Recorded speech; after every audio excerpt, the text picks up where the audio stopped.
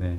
그 조금 전에 그 김성훈 경호차장 이야기를 하셨는데요. 잘 아시는 것처럼 그 경찰이 구속영장을 신청했는데 검찰이 예. 세 차례 기각을 했어요. 예. 근데 이번에 이제 그 뒤에 이제 영장심의위원회가 이제 영장 청구가 타당하다라고 예. 해서 검찰이 마지못해 손을 예. 들어줬는데 결국 그 핵심은 비화폰이죠. 아까 말씀하신 그렇죠. 것처럼 예. 그러니까 비화폰 때문에 지금 윤석열이를 왜 풀어줬겠냐라는 걸 예. 따져보면 아까 그 설명이 좀 빠졌네요. 보니까 그 돌아가서 이제 증거인멸해라 이거 아니겠어요. 예. 그리고 최대한 그 검찰이 살아야지 당신도 산다 뭐 이런 식의 지들끼리의 텔레파시가 통했는지는 모르겠는데 어떻든 김성훈이가 했던 역할이 계속 증거를 인멸하는 쪽이었잖아요. 비화폰 서버를 지워라. 무슨 뭐 또 인사고과를 손을 대가지고 그 친위 부대들을 승진시켜야 된다. 뭐 이런 짓들을 계속 벌이고 있었잖아요. 그 와중에 그 전에 또 윤석열 체포영장 집행 과정에서 이제 그 방해를 한 거 이런 여러 가지 범죄가 있었는데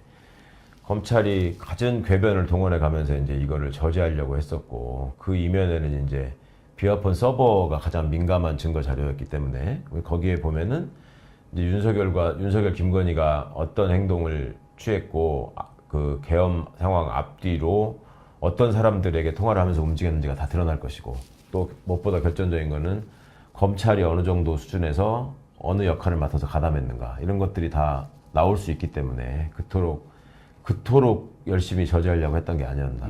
네, 그럼 만약 그 김성훈 그 경호차장이 구속이 된다면 네. 그래서 이제 비화폰 그 서버 같은 확보가 된다면 추가로 다양한 게 드러날 수도 있겠네요.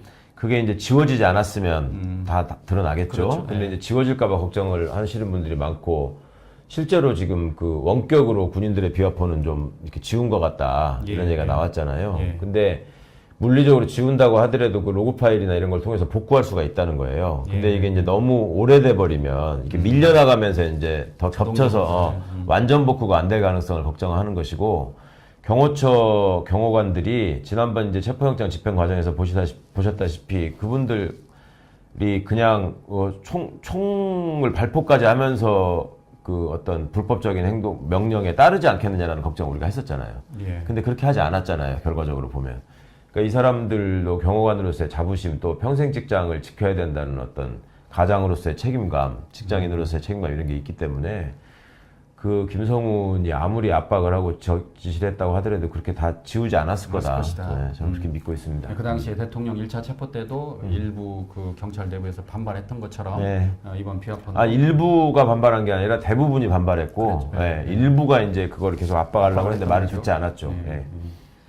자, 이번에 그 곽종근 전 사령관 회유설에 대한 이야기를 나누겠습니다.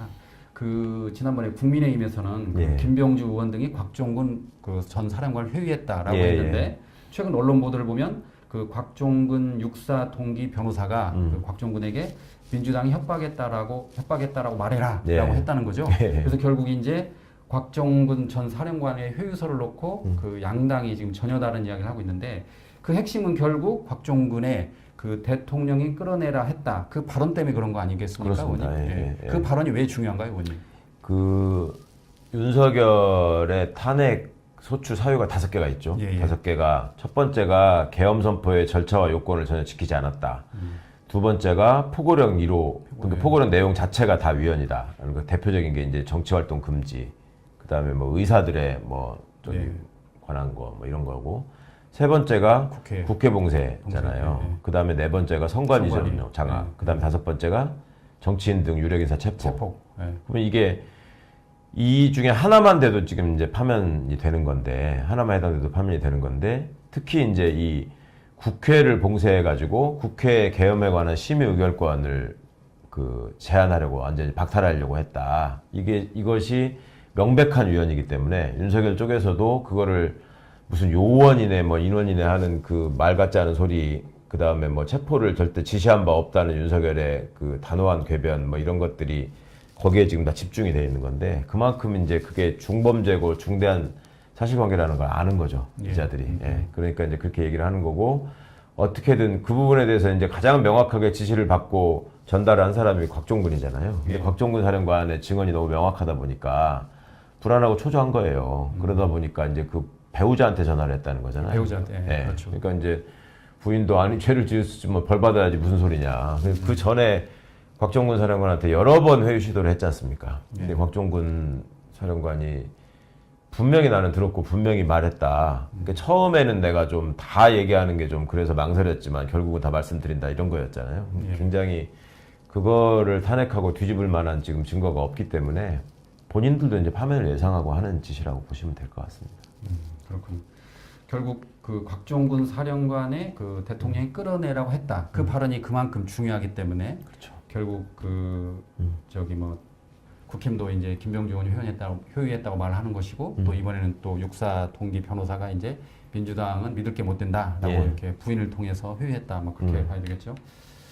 자, 이건 최근 언론 보도인데 그 1, 2, 3 비상계엄을 앞두고 시체를 담은 종이관 1,000개 대량 부대 예, 예. 그리고 시신을 임시 보관하는 영연백 3,000개 구입. 저도 깜짝 놀랐는데. 진짜 깜짝 놀랐죠. 저 깜짝 놀랐습니다. 많은 시민들이 충격을 네. 받으셨더라고요. SNS도 보니까. 네. 야 이게 뭐 이게 군대가 뭐라고 변명을 하던데 예? 그 내용을 보니까요. 군은 이에 대해서 종이관은 실효성이 없어 중단을 했고 영연백은 비상계엄과 무관하다라고 말했다는 겁니다. 그러니까 훈련 대비용으로 뭐 네. 그거를 뭐 체크를 해본 거고 네. 종이관은 네. 뭐 그 저기 영연백은 원래 그 계획에 반영해가지고 준비하던 거다. 네. 근데 왜 숫자가 그렇게 급증했느냐 네. 이거에 대해서 설명을 해야 되는 건데 네. 그리고 왜 하필 그때냐 이런 건데 일단은 지금 전면 부인으로 나왔는데 이거를 그냥 알 수 있는 방법이 없잖아요. 애초에 이 얘기를 들었던, 그러니까 그 종이관을 주문 받았던 분들이 그 카카오톡 대화를 해가지고 그걸 그대로 이제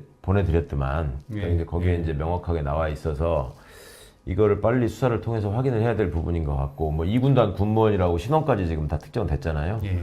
그리고 본인들 얘기로 이게 무슨 작전과 관련된 것이고 훈련과 관련된 것이라고 했으니 그런 것들이 과연 그 언저리에 있었던 것이고 이게 지금 3천 몇 개의 그 시신 보관 백이 영연 백이 그게 필요한 거였느냐라는 거에 대해서는 입증할 책임이 이제 군에 있는 거죠. 그게 왜 필요했고 왜 그 시기에 그렇게 많은 게 필요했고 하는 거에 대해서 적극적으로 지금 해명을 해야 될 텐데 그렇게 하지 못하면 이제 확실하게 의심하고 수사를 해서 밝혀야 되는 게 되겠죠. 근데 지금 얘기는 늘 군이 부정할 때 써왔던 그냥 어찌 보면 좀 상투적인 얘기잖아. 그냥 훈련이다, 뭐 훈련이다. 보안이라 얘기할 수 없다, 뭐 원래 계획된 거다 이런 식으로 지금 몇 번을 빠져나왔었는데 전면적인 어떤 수사가 진행돼야 될 것 같습니다.